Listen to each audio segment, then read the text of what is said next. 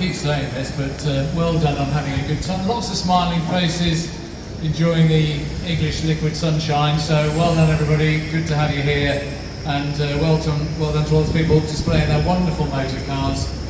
We've got another interesting chat on stage. Now, here's a guy who may be a hero to some of you. Stefan Johansson, thank you very much for joining us here on stage. Now, Stefan Johansson spent most of his life racing cars, with a 10-year career in Formula One, driving for teams such as Ferrari and McLaren, and winning the highly prestigious Le Mans 24-hour race for Porsche. He spent over 30 years racing at the highest levels of motorsport, where he continuously tried to perfect the craft of driving a race car at the limits of its performance. In parallel, he always had a strong interest in art and design. It wasn't until his close friend and driving colleague Elio De Angelis was killed in a racing accident in 1986 that he decided to pick up a canvas and a brush to paint something in his friend's honour. 34 years later, this has evolved into a new way of life, and he now spends the same time and focus to perfect the craft of being an artist as he used when he was racing, creating new paintings and designs from his studio in Santa Monica, California. I bet it's even warmer than here in Santa Monica, California right now, Stefan, but thanks for joining us. Good to see you. Thank you. Thank you.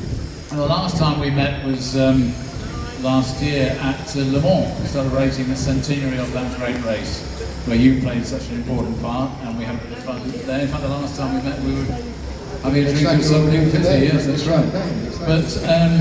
But we're going to come to the art in a minute, which is your life now, and it's fascinating. The last 34 years have been focused on this, and I'm sure we want to hear a lot more about that and see examples in the future. But casting your mind back, Le Mans is a very different experience to Formula One. You were very successful at both, but if you had to say one thing, are you a Formula One driver or you're a Le Mans driver? Which is your preference? Which is your preferred motorsport? Well, I don't know if there's one preference or another. Every race has its sort of fascination in one way or the other, just as every racetrack has, and I guess, and every car. So it's the racing in itself really that's the key. And it's not even always about the results. It's being in the moment. It's being in that space where it's all happening. And you had that great time with the Ferrari and McLaren. It's interesting when I'm not a great follower of Formula One myself now, but when you read about the challenges that Ferrari have had and McLaren have had come to that, and right now McLaren seems to be creeping back, and Ferrari maybe as well, and then next year the driver changes with Hamilton going to Ferrari. So it's always a story with Formula One, and it was the same in your day. There was always a story. There's always something going on. There's different team dynamics. Some cars are better than others. That was an exciting period. Oh, it is, and it always is. And I think that's motor racing in general is an incredibly exciting sport for all of those reasons. Because it's got so many more layers, I think, than most other sports have. Because you have ball and stick, or or you have whatever it is. But with racing, you have the athlete himself has to be the best. Obviously, and perform at his best. But then you have the equipment, which is at least equally important, if not more. So you have that whole layer, which is endless almost. So, and of course that makes it a really interesting environment. Because all of those things have to come together in order to win a championship. And it's not enough to have the best driver.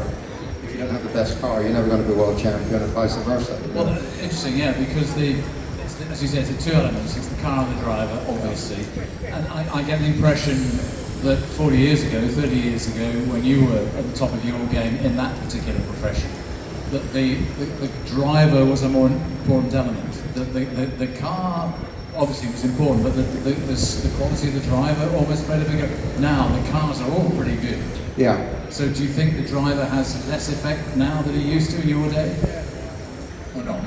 Maybe a little bit, but not. It's always there's never ever been a world champion that did not have the best car. The great car. That's just the reality, so it doesn't matter if you Max Verstappen, if he wasn't in the best car, he wouldn't win. Lewis can't win because he's now not in the best car. Yeah.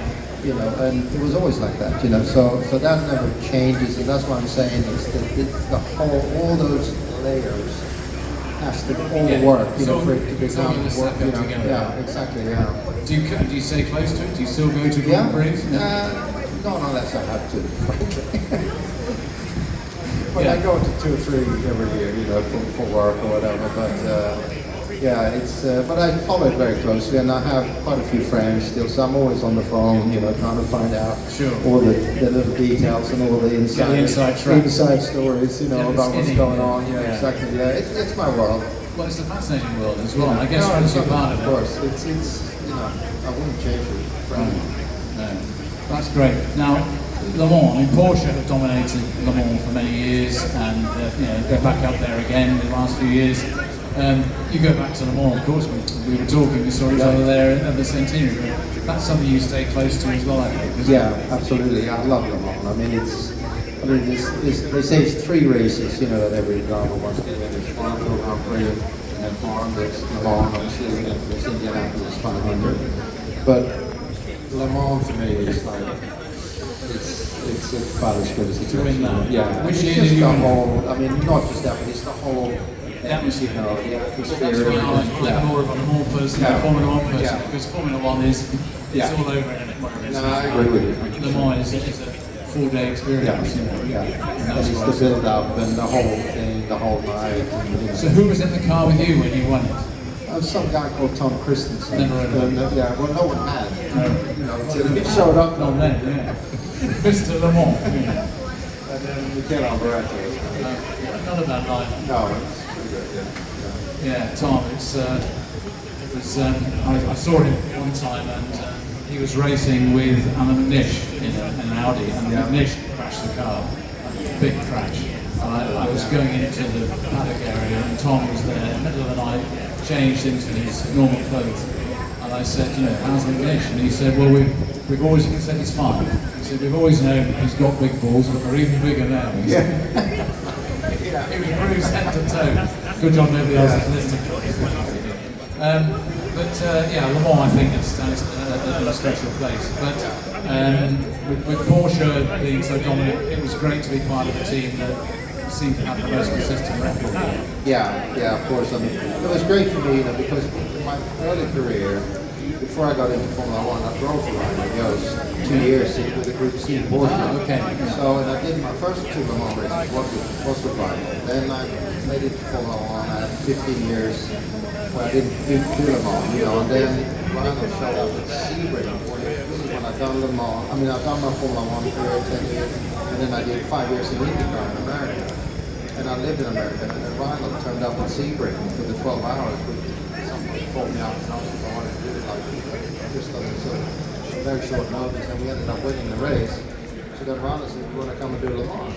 Sure, why not? And so showed up at Le Mans, and his team from 15 years ago, every single guy was still there. Really? Yeah, I mean, amazing.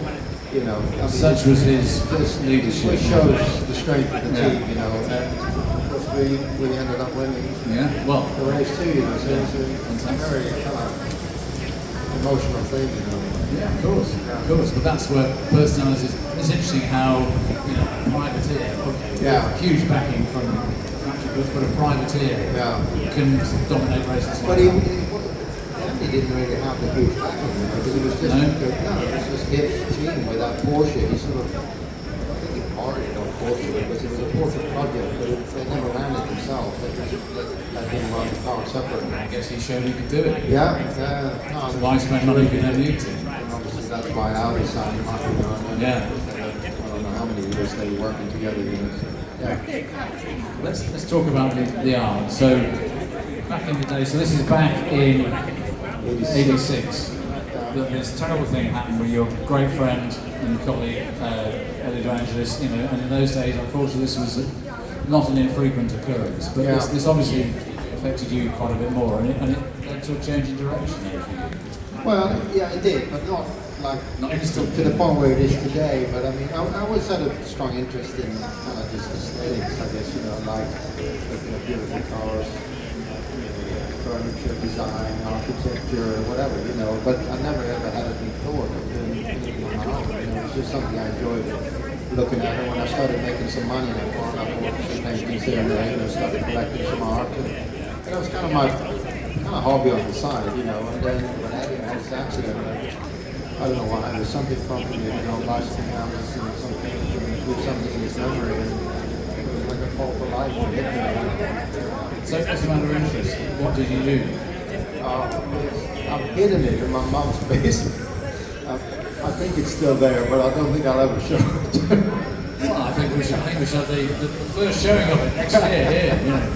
But it was probably a bit of a cathartic thing for you. You need to express your. No, it was great for me to kind of process all this stuff and sort of therapy. So then I've been my whole F1 career really, and ever since, you know. And then when I finally decided to stop driving myself, because I guess way past myself by date really, you know. But anyway, that was about 8 years ago now, and then I've just channeled all that energy into the art, you know. And I'm now.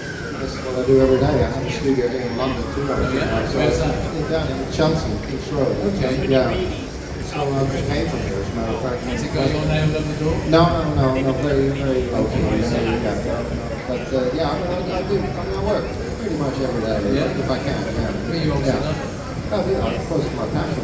Just like motor racing was my passion for 35, 40 years almost. You know, now it's the art, and I'm equally passionate about it, and I just love. I love the whole process, you know. It's interesting actually because it does. When you get in, it takes me way longer to get into that state of mind, that flow state, I call it. You know, when you know, racing I could get down in 3 laps. This is what all I've done since I was a little kid, you know. But when it happens, it's very similar to racing, and it's just kind of more state. Yeah, it's a complete focus. Yeah, exactly. Yeah, it's great.